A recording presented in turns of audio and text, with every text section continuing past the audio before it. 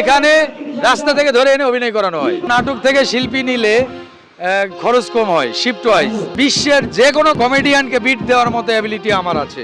আমি এত প্রপার নাচ জানি, কিন্তু আমার ভাগ্যে গান জোটে নাই। তখনই আমি বুঝছি এই চলচ্চিত্র ধ্বংস হয়ে যাবে। তাই হয়েছে। আমি চলচ্চিত্রের জন্য রেডি। চলচ্চিত্র থেকে আজ আমি চিকন আলী। চলচ্চিত্র থেকে চিকন আলীকে বায়েস্ট করা হয়েছে। চলচ্চিত্রের কারণে আজ আমি এখানে।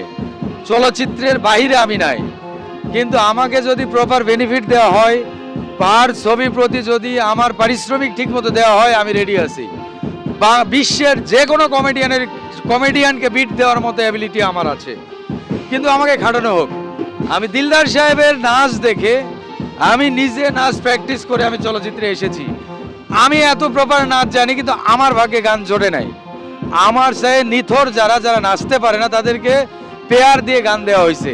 তখনই আমি বুঝছি এই চলচ্চিত্র ধ্বংস হয়ে যাবে। তাই হয়েছে।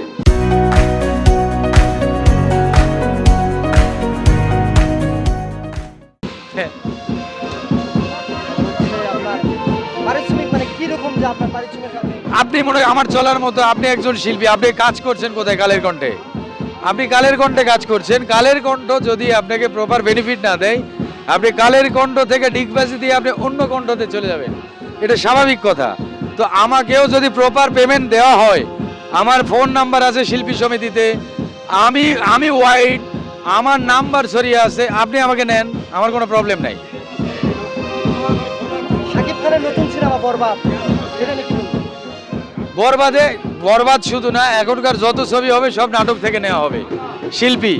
কারণ নাটক থেকে শিল্পী নিলে খরচ কম হয়, শিফট ওয়াইজ। আপনারা বিশ্বের যে কোনো ছবি দেখবেন, চলচ্চিত্রে যার একটা দর্শক আছে তাকেই চলচ্চিত্রে কাস্টিং করা হয়। আমাদের দেশে এটা ভিন্ন।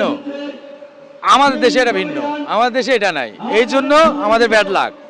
এখানে রাস্তা থেকে ধরে এনে অভিনয় করানো হয়।